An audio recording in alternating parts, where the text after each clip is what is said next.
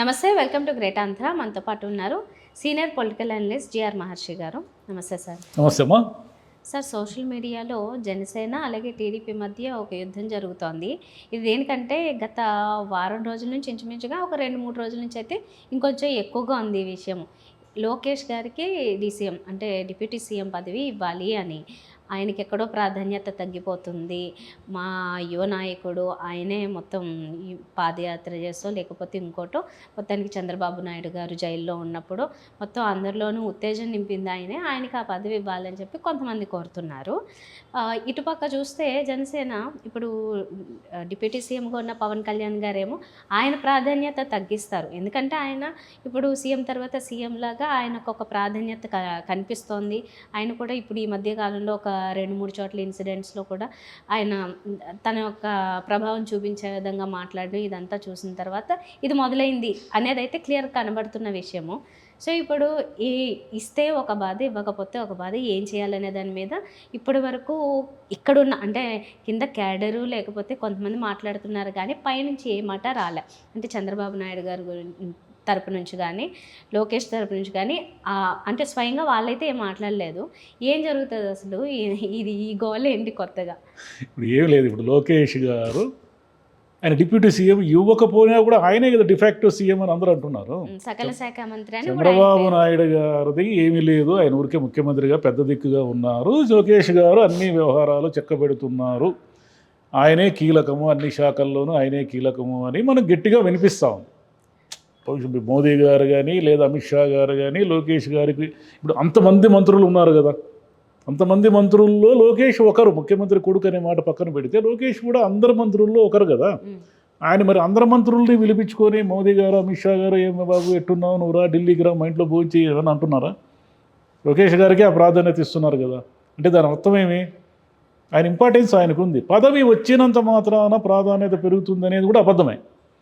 ఎందుకంటారా? జగన్ గారి హయాంలో 5 ఉప ముఖ్యమంత్రులు ఉన్నారు. వాళ్ళకి ఏమైనా పవర్స్ ఉన్నాయా? వాళ్ళ పేర్లు ఎవరికైనా గుర్తున్నాయా? వైసీపీ వాళ్ళని కూడా గుక్క తిప్పుకోకుండా 5 పేర్లు చెప్పమని చూద్దాము, వాళ్ళు ఎప్పటికీ చెప్పలేరు. ఎందుకంటే వాళ్ళు ఎవరు మనకు సడన్గా గుర్తుకురారు. రాజకీయాల గురించి బాగా తెలిసిన వాళ్ళకు కూడా ఎప్పుడైతే ప్రాధాన్యత ఉండదో వాళ్ళు అప్పుడు మనకు గుర్తుకురారు. ఎవరికైతే ప్రాధాన్యత ఉంటుందో వాళ్ళ పోర్ట్ఫోలియోలు ఏమిటి, ఎందుకని దాంతో సంబంధం లేకుండా వాళ్ళు గుర్తుంటారు మనకు. అంతే కదా రాజకీయాల్లో ఎప్పుడు కూడా. ఇప్పుడు పవన్ కళ్యాణ్ గారు ఉప ముఖ్యమంత్రి, ఆయన డిప్యూటీ సీఎంగా ఆయనకు హోదా, ఆయనకు గౌరవము, జనసేన వాళ్ళకి ఏదో ఒక తమ నాయకుడు ఉప ముఖ్యమంత్రి అయ్యాడని ఉంది. ఇప్పుడు లోకేష్ గారిని కూడా ఉప ముఖ్యమంత్రి చేశారు అనుకోండి. చేసినంత మాత్రాన పవన్ కళ్యాణ్ గారికి ఉన్నట్టుండి ఇట్లా డౌన్ అయిపోతారా? ఏం కారు కదా. లోకేష్ గారికి ఎంత ఇంపార్టెన్స్ ఇవ్వాలో చంద్రబాబు నాయుడు గారికి తెలుసు. ఆయన తెలియంది ఏముండదు. ఎవరైనా మన భారతదేశంలో ఏం జరుగుతుందంటే తండ్రులు తమ కొడుకుల్ని వారసులుగా ప్రకటించేదానికి రంగం సిద్ధం చేస్తారు. ఎక్కడైనా అదే కదా మంది ఇది కదా వారసత్వం, ఇదే కదా. ఒక వ్యాపారం ఉందనుకోండి, ఒక వ్యాపారానికి ఒక పెద్ద ఆయన ఉంటాడు. ఆయన ధీరుభాయ్ అంబానీ అనే ఆయన తాను పోయేలోగా ఏం చేశాడు, 2 అంబానీలని చెరొక వ్యాపార సామ్రాజ్యానికి అధినేతలుగా పెట్టి వెళ్ళాడు. అంతేగాని ఎవరో ఒక మేనేజర్ను ఇంకొకరినో సూపర్వైజర్ను తెచ్చి ఇవన్నీ చూసుకోండి బాబు అని ఏం చెప్పడు కదా. రాజకీయాలు కూడా అంతే కదా. పక్కన ఆయన స్టాలిన్ గారు ఏం చేస్తున్నారు, తమ కొడుకుని తీసుకొచ్చి శుభ్రంగా మంచి పదవుల్లో కూర్చోబెట్టారు. దేవేగౌడ గారు ఏం చేశారు, ఆయన అదే చేశారు కదా. కేసీఆర్ గారు ముఖ్యమంత్రిగా ఉన్నప్పుడు కేటీఆర్ గారు ఏమయ్యారు, ఆయనే కదా ఉప ముఖ్యమంత్రి అయినా, ఆయనే డిప్యూటీ సీఎం అయినా, డిఫాక్టో సీఎం అయినా, ఇంకెవరికైనా వేరే వాళ్ళకి ఏమన్నా ప్రాధాన్యత ఉండిందా? ఆయన ఏమన్నా కేటీఆర్ గారిని ఉప ముఖ్యమంత్రి ఇవ్వకపోతే మేము ఊరుకోము, మాకు ఇక్కడ డౌన్ అయిపోతామని ఎవరు అనలేదు కదా. ఇక్కడ ఏమిటంటే సమస్య ఎక్కడొచ్చిందంటే అలయన్స్లో ఉన్నాం మనం. అలయన్స్లో ఉన్నప్పుడు బీజేపీ అనేది కేంద్రంలో అధికారంలో ఉన్న పార్టీ అయినప్పటికీ ఆంధ్రప్రదేశ్లో దానికి ఏం పునాదులు లేవు. ఎవరో ఒకరిని సీట్లు ఇచ్చి పొత్తులు పెట్టుకుంటే 4 సీట్లు గెలుచుకొని ఉండాల్సింది, వాళ్ళు మంత్రి పదవులు ఇస్తే తీసుకోవాల్సిందే తప్ప దానికి ఇంపార్టెన్స్ లేదు. చక్రం తిప్పచ్చు, చక్రం తిప్పడం వేరు, తానే స్వయంగా ఉండడం వేరు. బీజేపీకి లేదు. బీజేపీ మరి ఎవరు ఇప్పుడు చంద్రబాబు నాయుడు గారు మన పవన్ కళ్యాణ్ గారు ఎందుకు ఒకటయ్యారు? జగన్ గారు మళ్ళీ అధికారం వస్తారేమో అనే ఒక భయం వెంటాడుతూ ఉండడం వల్ల ఇద్దరు ఒకటయ్యారు. అంతకుముందు విడివిడిగా పోటీ చేసిన వాళ్ళు. వీళ్ళిద్దరి ఉమ్మడి శత్రువు జగన్. జగన్కు వచ్చిన నష్టమేం లేదు, ఎందుకంటే ఆయన ఎవరితో పొత్తుల్లో లేడు. Jagan is the supreme. ఓడినా గెలిచినా ఆయనే సుప్రీం. ఆయన అధికారంలో వచ్చి వాటాలు అడిగేవాళ్ళు కానీ, ఆయన్ని నువ్వు డిప్యూటీ సీఎం ఇమ్మని కానీ, వద్దని కానీ, లేదా మాకు పార్టీ అధ్యక్షుడిగా మీరే ఉండడం ఎందుకు, మమ్మల్ని కూడా చేయండి అనడం కానీ ఎవరు లేరు. షర్మిల గారితో అంతో ఇంత సమస్య ఉంటే ఆమె కూడా పూర్తిగా పక్కకి వెళ్ళిపోయి కాంగ్రెస్ పార్టీలో ఉన్నారు. జనసేన పార్టీ ఇప్పుడు అధికారంలోకి వచ్చి పవన్ కళ్యాణ్ గారు డిప్యూటీ సీఎం అయిన తర్వాత జనసేనకున్న క్యాడరు, జనసేనకున్న నాయకులు అందరూ కూడా ఏం ఆశిస్తారు? ఇప్పుడు జనసేన పార్టీలో పనిచేసే వాళ్ళందరూ కూడా ఏం ఆలోచిస్తారు? రేపు మున్సిపల్ ఎలక్షన్, కార్పొరేషన్ ఎలక్షన్లు వస్తే కార్పొరేటర్ అంటే వాళ్ళ స్థాయిని బట్టి, అయ్యా మేము జనసేన పార్టీ కోసం 10 లక్షలు ఖర్చు పెట్టాము, 50 లక్షలు ఖర్చు పెట్టాము, మేము పార్టీ కోసం ఊరూరా తిరిగామనే వాళ్ళంతా మాకేదో కార్పొరేటర్ కావాలా, మున్సిపల్ చైర్మన్ కావాలా, లేదా మేము మేయర్ కావాలా, ఇంకోటి కావాలని ఆశిస్తారు కదా. అంటే తప్పేముంది? దాన్ని ఆశించినప్పుడు ఎవరు వాళ్ళకి అడ్డంకి? తెలుగుదేశం వాళ్ళు వస్తారు. మీరెవరు, మీరేంది, మేము ఇంతకాలం పార్టీని కాపాడుకుంటూ వచ్చాం, పార్టీ కోసం పోరాడాం, మీరు లేకపోతే మాత్రం మా ప్రభుత్వానికి వచ్చిన నష్టమేముంది? కేవలం ఏమంటే మర్యాదకరమైన ఒప్పందం మన మధ్య ఉంది కాబట్టి మనం షేర్ చేసుకుంటున్నామే తప్ప, మేము త్యాగం చేస్తే మీరు రేపు అధికారంలోకి వచ్చారు, మేము ఎందుకు త్యాగం చేయాలి? మా చైర్మన్ సీటు, మా ఎమ్మెల్యే సీటు, మా మేయర్ సీటు అని తెలుగుదేశం వాళ్ళ సహజంగా ఉంటుంది. ఇప్పుడు ఈ గోలంతా ఎందుకంటే జనసేన పార్టీ సహజంగానే ఎదగడానికి ప్రయత్నిస్తూ ఉంది, అంతే కదా. ఏ రాజకీయ పార్టీ అయినా అంతిమ లక్ష్యము తమ నాయకుడు అధికారంలోకి రావాలని పవన్ కళ్యాణ్ గారు ఏం మనోరు మెదపకపోవచ్చు. పవన్ కళ్యాణ్ గారు చంద్రబాబు నాయుడు గారితో తమకు ఎలాంటి విభేదాలు లేవు, చంద్రబాబు నాయుడుతో నాకు ఏమీ సమస్య లేదు అని అంటూనే ఉండొచ్చు. కానీ జనసేనకు సంబంధించిన ప్రతి ఒక్కరు ఏం ఆలోచిస్తారంటే, రేపు కాలం కలిసి వస్తే పవన్ కళ్యాణ్ ముఖ్యమంత్రి అయితే మన పార్టీ ఎదురు లేకుండా ఆంధ్రప్రదేశ్లో ఉంటుంది అని. జనసేనకి తెలుసో తెలియకో, లోపాయికారిగా కావచ్చు, నేరుగా కావచ్చు, చాప కింద నీరులో కావచ్చు, ఎవరు సపోర్ట్ చేస్తారు? బీజేపీ సపోర్ట్ చేస్తుంది. బీజేపీ చంద్రబాబు నాయుడుకి సపోర్ట్ చేయడం వల్ల వచ్చే ప్రయోజనం ఏమీ లేదు. ఆల్రెడీ ఎస్టాబ్లిష్డ్ తెలుగుదేశం పార్టీ ఇది. తెలుగుదేశం పార్టీకి అదనంగా వచ్చే బలం ఏమీ లేదు, కొత్తగా పోయేది లేదు. కానీ పవన్ కళ్యాణ్కి అదనంగా వచ్చేది ప్రతిదీ బలమే. ఆయన పార్టీ ఎదిగి, ఆయన పార్టీ రేపొద్దున ఒక 50-60 సీట్లు చంద్రబాబు నాయుడు గారిని డిమాండ్ చేసి తామే అధికారంలో చక్రం తిప్పగలిగే స్థాయికి వస్తే దాని రేంజ్ వేరే ఉంటుంది. పవన్ కళ్యాణ్ గారు ముఖ్యమంత్రికి పోటీ పడే అవకాశం ఉంది. ఇప్పుడు ఆయన పోటీ పడలేడు కదా. ఏమండి చంద్రబాబు నాయుడు గారు మీరు 2.5 ఏళ్ళు ఉండండి, 2.5 ఏళ్ళు నాకు ఇవ్వండి అని అనలేడు కదా. ఎట్లా అంటాడు? నీది ఏముంది నాయన, నీకున్నది మేము ఇచ్చిన సీట్లు మీరు ఏదో పోటీ చేసి గెలిచారు తప్ప, నువ్వు లేకపోతే మాత్రం మాకు వచ్చింది ఏముంది? రాజకీయాల్లో ఏమైనా జరుగుతాయి.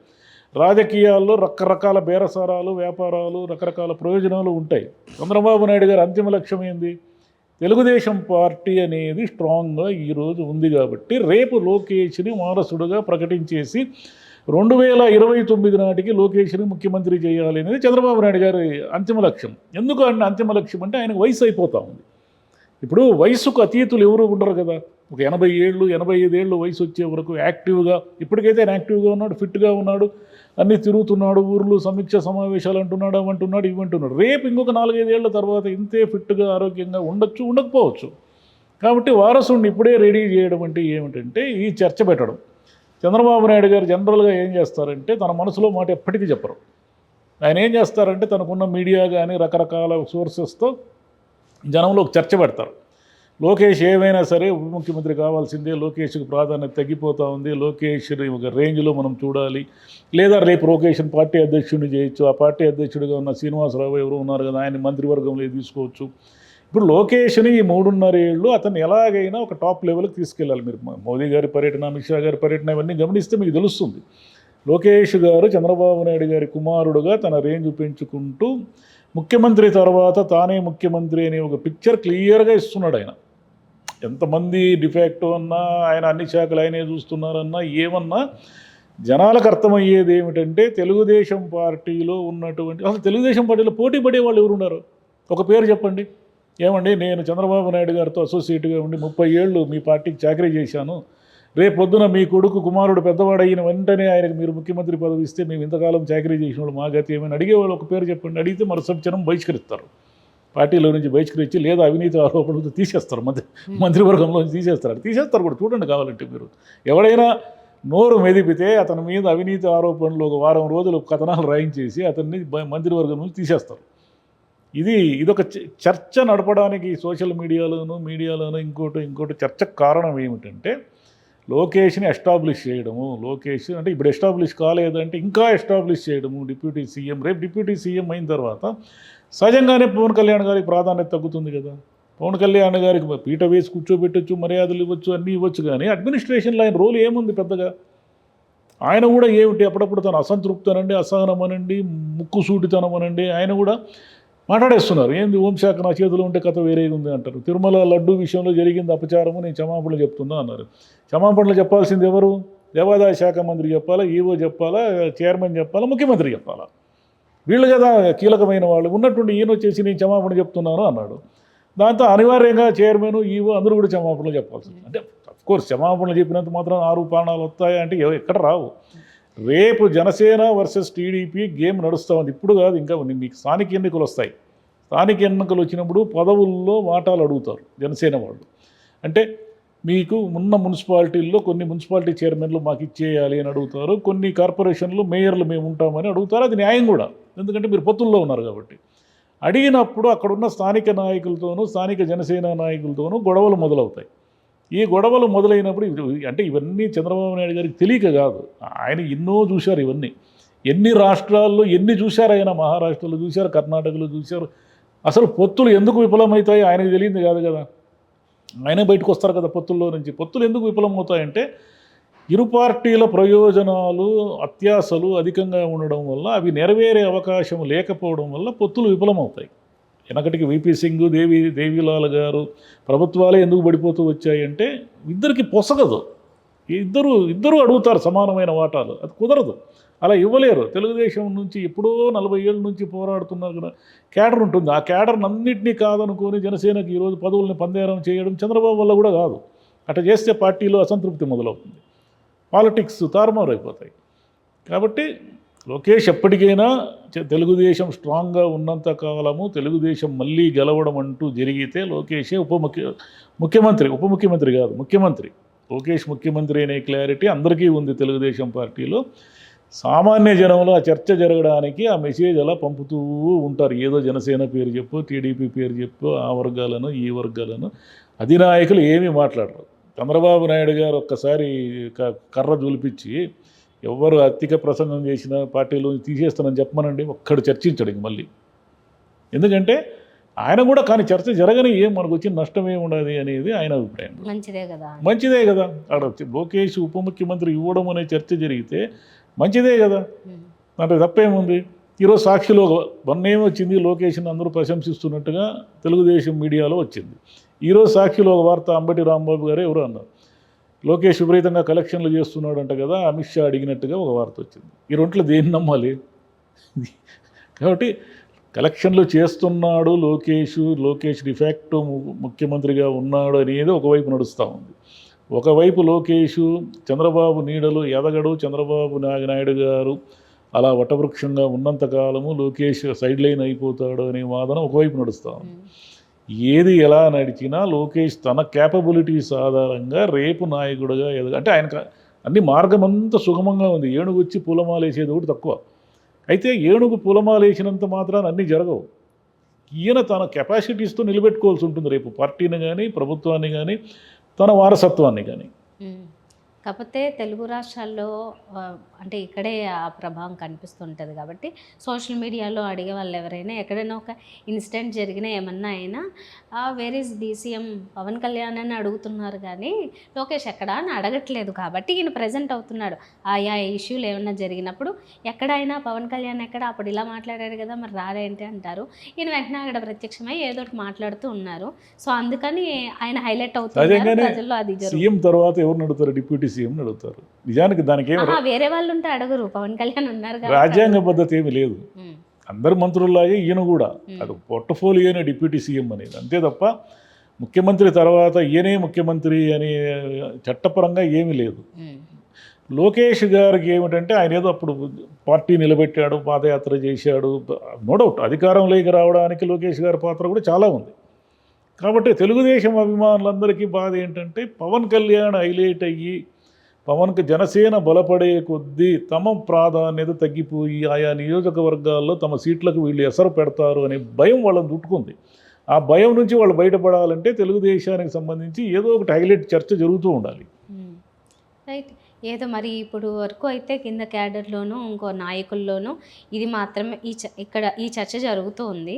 మరి పైనుంచి ఎప్పటికీ దీనికి క్లారిటీ వస్తుందో, ఎందుకంటే ఇప్పుడు మళ్ళీ క్యాబినెట్ ఈ మార్పులు చేర్పులు ఉన్నాయి కాబట్టి ఎవరికి ఏ పదవి ఇచ్చి ఎలా మారుస్తారు ఏంటనేది చూడాలి. దానికి పవన్ కళ్యాణ్ గారి విధించే ఆంక్షలేంటో, లేకపోతే ఆ కండిషన్స్ ఏమన్నా ఉన్నాయి. అందుకే ఇప్పటివరకు ఒకళ్ళనే పెట్టారు, ఇంకొక డీసీఎంని పెట్టలేదు అని చెప్పి అన్నారు. మరి అయన్నీ ఏమన్నా మారుతాయో లేదో చూద్దాం. త్వరలో దానికి బ్రేక్ పడొచ్చు. మేబీ ఈ మంత్ ఎండింగ్‌కి. Right sir. చూద్దాం. Thank you. Thank you.